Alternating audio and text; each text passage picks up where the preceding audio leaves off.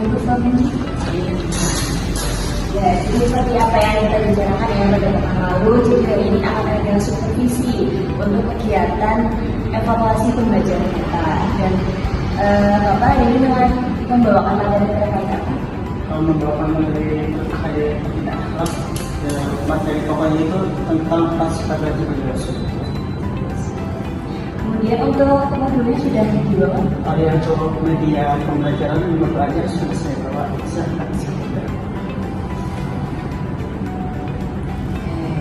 Ini sudah jelas ya terkait susunan pembelajaran. Jadi nanti Bapak masuk saja ke kelas. Jadi saya itu berada ya, karena supervisi ini bukan merupakan kegiatan untuk mencari kekurangan, tetapi kegiatan untuk evaluasi hasil pembelajaran. Jadi disiapkan ya Bapak. Selamat pagi semuanya. Pagi Pak.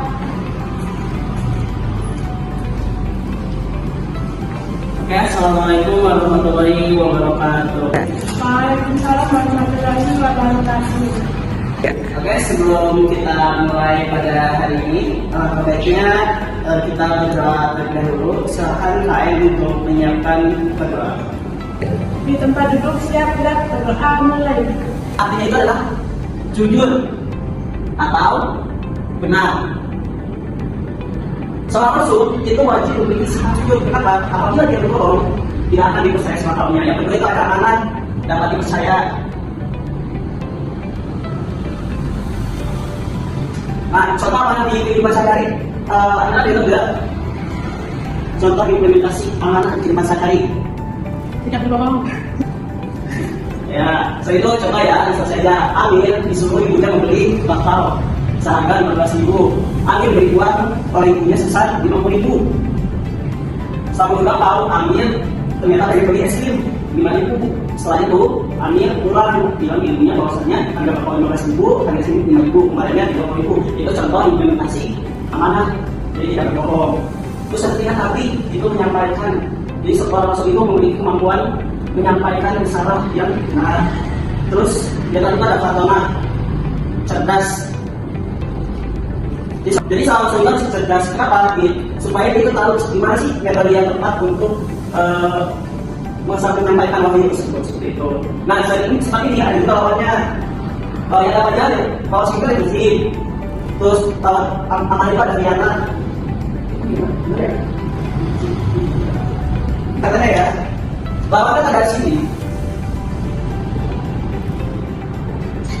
Nah, lawan kata dari kita sini, yang pertama itu ini. Terus yang kedua adalah iya. Nah, terus tabiatnya yang mungkar itu Yitman. Fatona kalau kita lihat ada. Oke, mungkin itu yang dapat saya sampaikan. Apabila ada yang belum mengerti bisa katakan. Sudah paham saya? Paham Pak. Oke, mungkin itu saja yang dapat saya sampaikan terkait materi sifat wajib bagi Rasul. Untuk selanjutnya untuk evaluasi, silakan kalian kerjakan soal PJ dalam modul bab 4. Terima kasih. Assalamualaikum warahmatullahi wabarakatuh. Terima kasih Pak.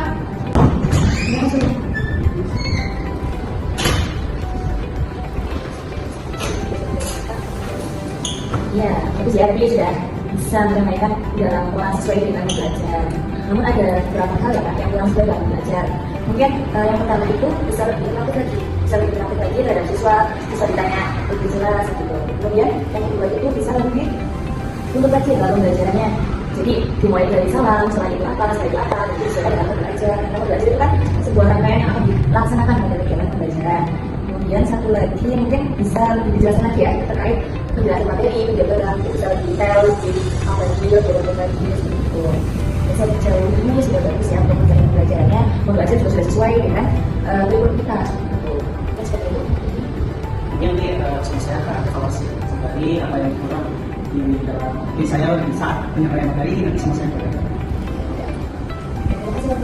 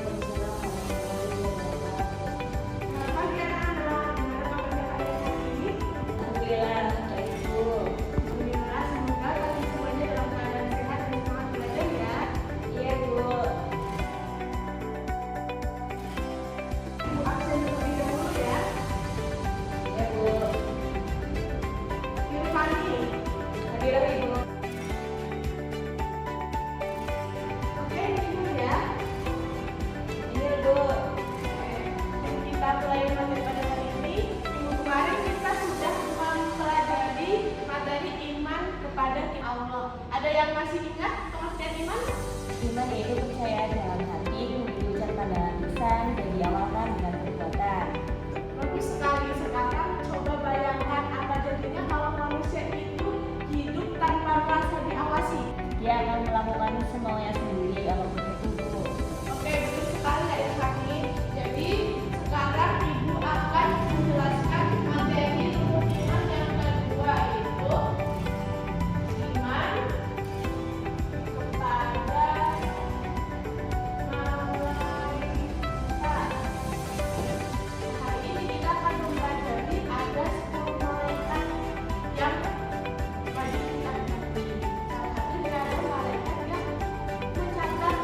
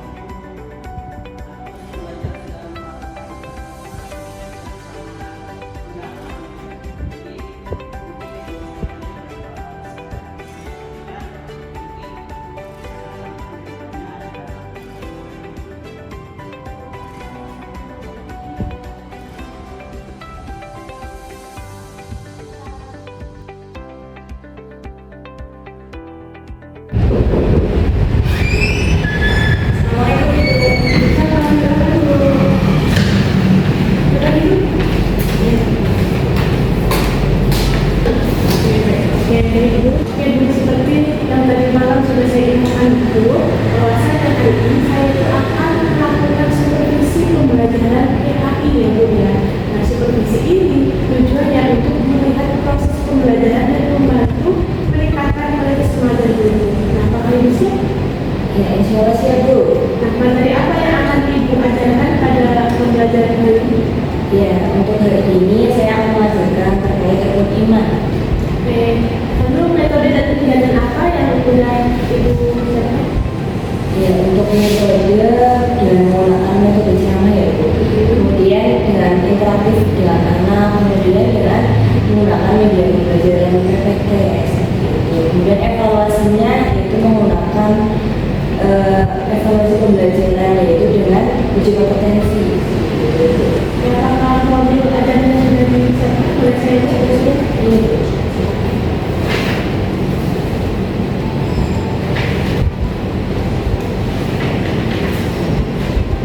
Baik-baik, jadi nanti Ibu masuk ke kelas seperti biasa, nanti saya akan ya Bu ya.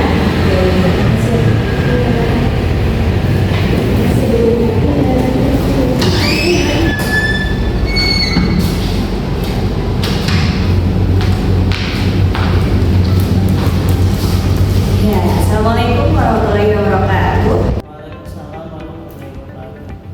Bagaimana kabarnya hari ini anak-anak? Luar biasa, tetap sholat, Allahu Akbar. Yes. Ya, Masya Allah ya, masih pada semangat di siang hari ini. Oke, hari ini Ibu mau langsung dulu ya. Ya, mungkin Ya Bu. ya hari ini gak ada yang sakit ya, untuk semua. Ya semua. Oke. Ya, jadi hari ini sudah dibuka ya untuk pembelajarannya di halaman 76. Jadi hari ini kita akan mempelajari terkait rukun iman. Ada yang tahu rukun iman itu apa? Iman itu percaya Bu. Ya, betul sekali. Iman itu percaya dalam hati, kemudian diucapkan dengan lisan dan diterapkan dalam kehidupan sehari-hari. Oke, jadi bisa diperhatikan ya, ibadah dari Ibu. Nah, rukun iman itu berasal dari dua kata, rukun dan iman.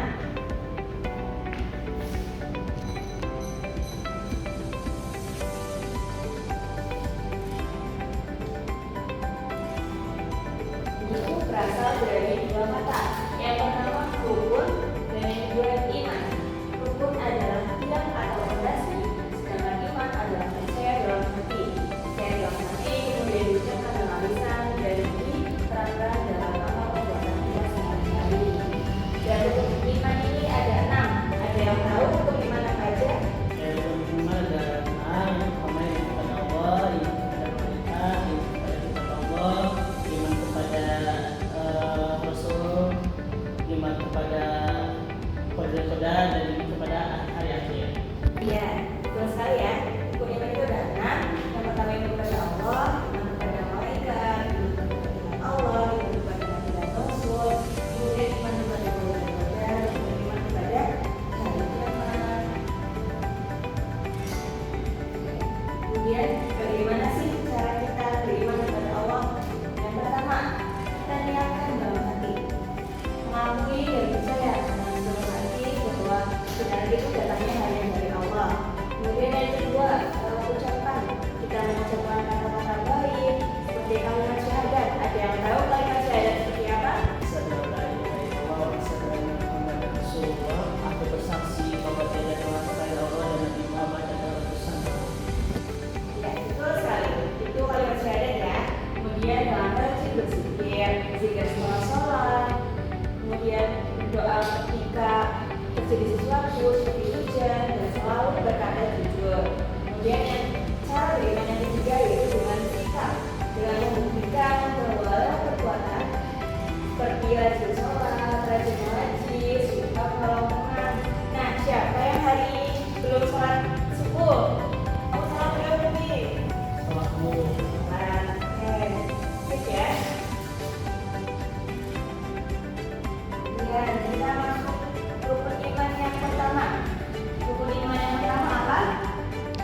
beriman kepada Allah.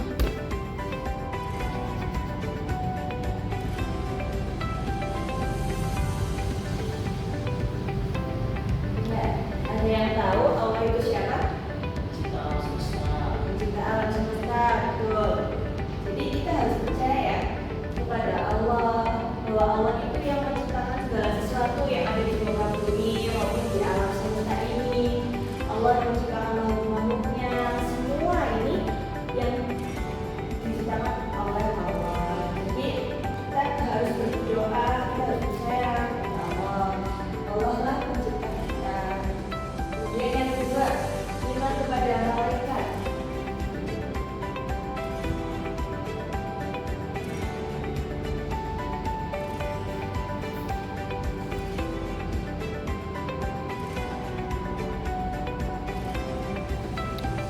Siapa yang bisa menyebutkan malaikat Allah? Aku, Iya, Pak Jar. Bapak Jibril, Mikail, Israfil, Munkar, Nakir, Rokib, Atid, Mahmud. Iya, betul ya. Malaikat itu ada 10 yang perlu kita tahu. Jadi yang pertama ada Jibril. Jibril itu yang menyampaikan wahyu.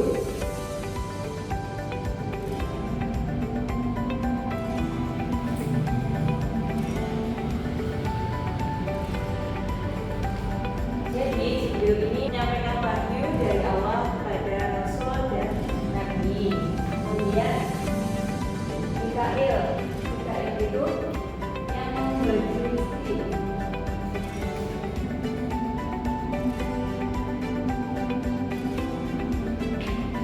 Membagi rezeki dalam bentuk kesehatan, dalam bentuk hujan, dalam bentuk kenikmatan, gitu ya. Kemudian Israfil, ada yang tahu Israfil apa? Allah, Ya, Israfil itu yang meniup sangkakala.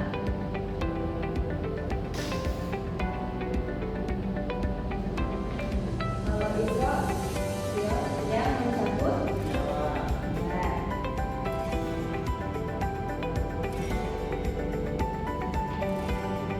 Kemudian Munkar itu apa? Munkar, Nakir, pertanyaan kubur. Ya,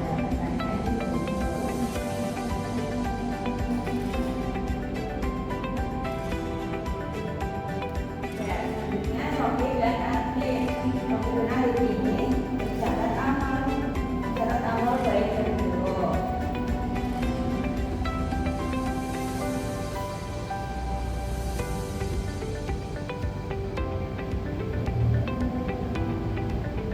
Kemudian terakhir nih, dua malaikat terakhir.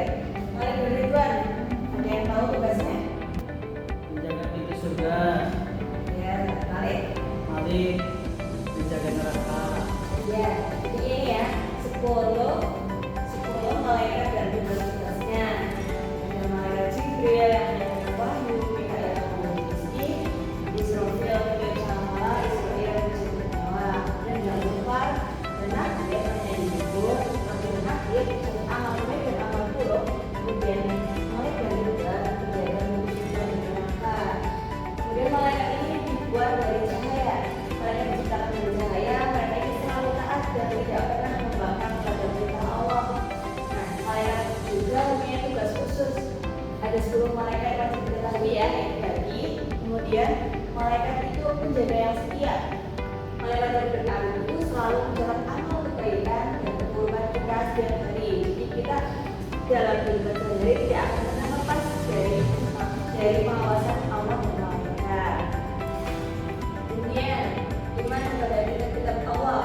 Ada yang tahu kitab Allah itu apa? Itu merupakan kompas atau penunjuk jalan sama kita di dunia. Ya, betul ya. Jadi kitab Allah itu adalah kompas atau penunjuk jalan dalam kehidupan kita. Jadi agar manusia tidak tersesat, tidak hidup tanpa penunjuk jalan. Jadi dia hidupnya sudah terarahkan, gitu. Ada 4 kitab Allah yang perlu kita tahu. Ada yang tahu apa aja? Yang pertama ada kitab Taurat diberikan kepada Nabi Musa alaihissalam. Yang kedua ada kitab Zabur diberikan kepada Nabi Daud alaihissalam. Yang ketiga ada kitab Injil diberikan kepada Nabi Isa. Terus yang terakhir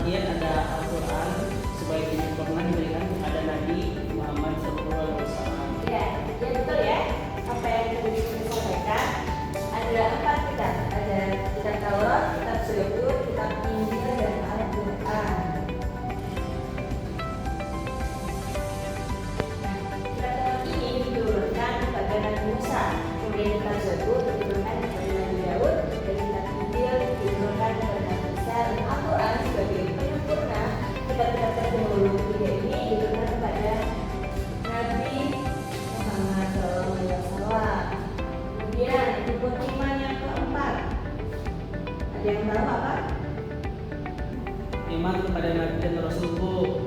Yang keempat, beriman kepada Nabi dan Rasul.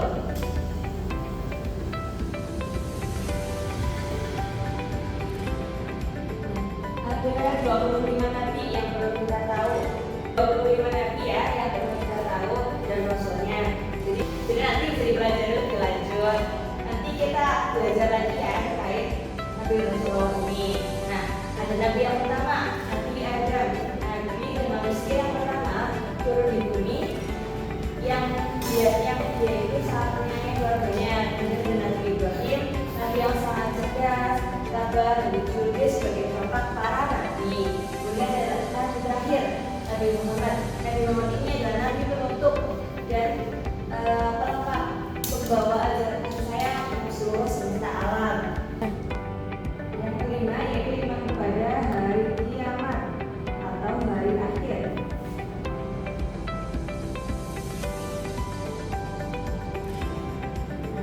Hari kiamat atau hari akhir ini adalah hari pembalasan, hari di mana seluruh dunia selesai dan hari kita dibangkitkan kembali setelah kita meninggal dan kubur. Nah, jadi kita sebagai umat Islam, orang Muslim, kita tidak perlu takut akan hari kiamat, tapi kita harus rajin berbuat baik, menghormati orang tua dan menyayangi sesama agar tabungan pahala kita ini banyak dan kita nantinya masuk surga, tidak masuk neraka. Itu kemudian yang keenam, yang terakhir, iman kepada qada dan qadar.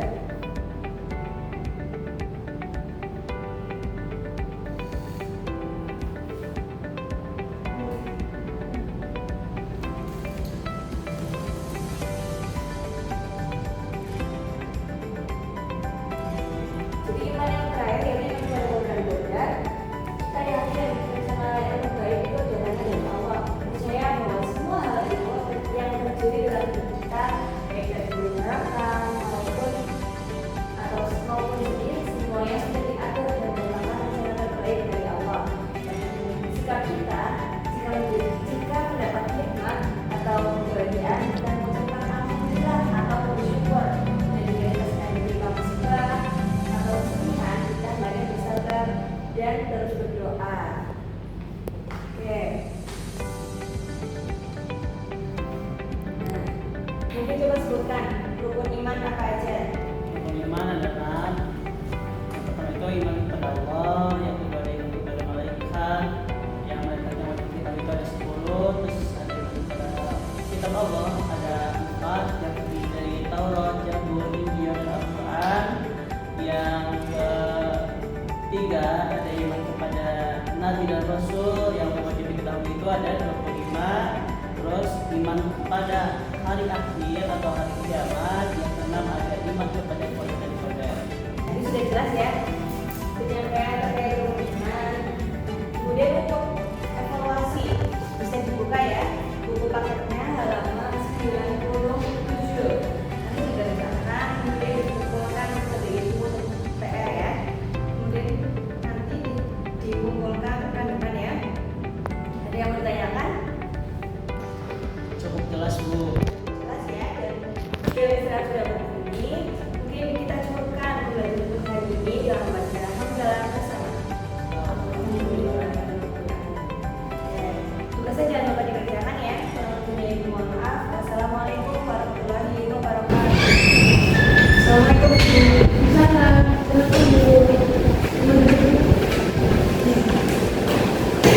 Terus sekali dari teman-temannya dan ibu itu sudah melakukan apresiasi dan motivasi yang baik. Terus ibu sudah melakukan pembelajaran dan menelah pendekatan melalui